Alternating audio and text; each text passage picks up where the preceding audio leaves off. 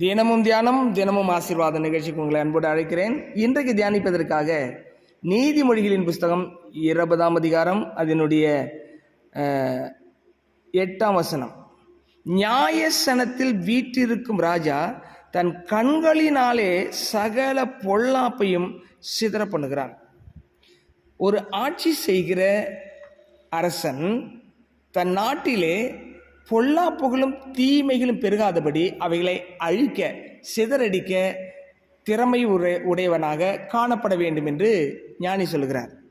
இதற்கு ஒத்த வசனத்தை நீங்கள் பார்த்தீங்கன்னா, ஞானமுள்ள ராஜா துன்மார்க்கரை சிதறடித்து அவர்கள் மேல் உருளையும் உருட்டுவான். அப்படின்னா அவனோட அந்த காரியத்தை செய்யாதபடி தண்டனை கொடுத்து செயலற்றவர்களாக மாற்றுகிறான்னு அர்த்தம்.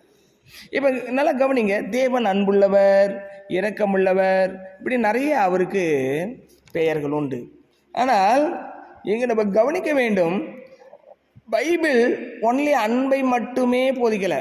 அன்பு போதிக்கிறாங்க, பாவிகளை நேசிக்கிறாங்க, கைவிடப்பட்டவர்களுக்கு ஆதரவு கொடுக்குறாங்க, முடியாதவர்களை தேவன் சுகமாக்குகிறார், சரீர பிரகாரமான நோயாளிகளையும் சுகமாக்குகிறார், ஆத்தும நோயாளிகளையும் சுகமாக்குகிறார்.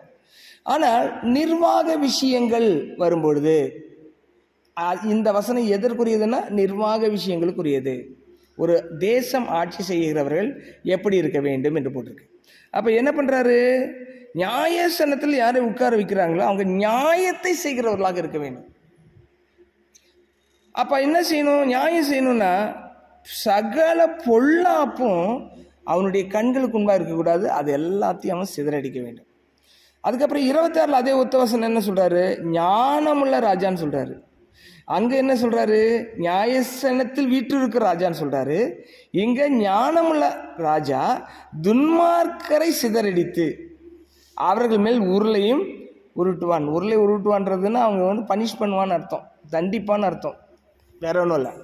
அப்போ இப்படி பாருங்க, இந்த கண்ணோட்டத்தில் நான் தியானிக்கிறேன். நீங்கள் இந்த 20ஆம் நீதிமொழிகளில் நிறைய விஷயங்கள் இருக்குது. இப்போ நாம் இந்த காலை வேளையில் ஒருவேளை நிர்வாகத்தில் இருப்போம் என்று சொன்னால், நிர்வாகத்திலே பாரபட்சம் இல்லாமல் சட்டத்தின்படி நிர்வாகத்தை செய்ய வேண்டும். அந்த நிர்வாகத்துக்கு எதிராக இருக்கிறவர்களுக்கு பாரபட்சமின்றி அவர்களை என்ன செய்ய வேண்டும், திருத்த வேண்டும். திருத்தாத பட்சத்தில் அவர்களை விலக்க வேண்டும். அதாவது சிதறடிக்கிறது, விலக்க வேண்டும்.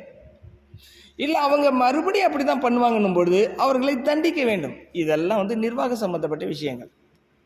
இது ஊழிய சம்பந்தப்பட்ட விஷயம் இல்லை, நல்லா புரிந்து கொள்ள வேண்டும்.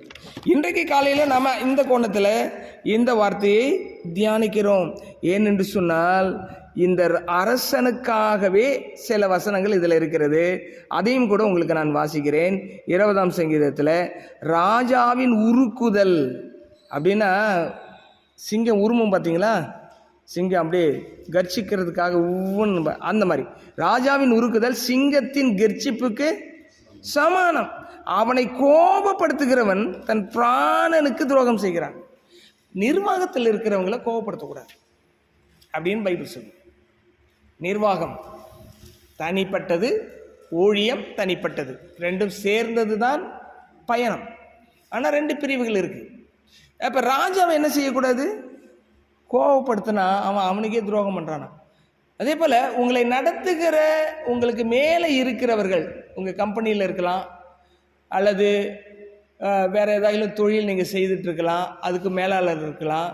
அதே போல் சபையில் நிர்வாகிகள் இருக்கிறாங்கன்னா அந்த நிர்வாகிகளை கோபப்படுத்தக்கூடாது.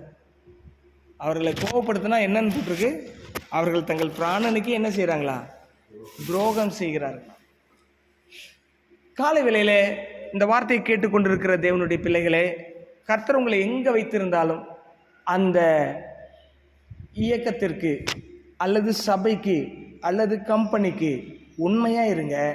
அப்பொழுது கர்த்தர் ராஜாக்களின் கண்களிலே தயவு கிடைக்க செய்வார். உங்களுக்கு பதவி உயர்வை கொடுப்பார், சம்பள உயர்வை கொடுப்பார், எல்லா மேன்மைகளையும் பெற்றுக்கொள்ளலாம். நாம் உண்மையுள்ளவர்களாக இருக்கும்பொழுது கர்த்தரும் நமக்கு உண்மையாக இருப்பார்.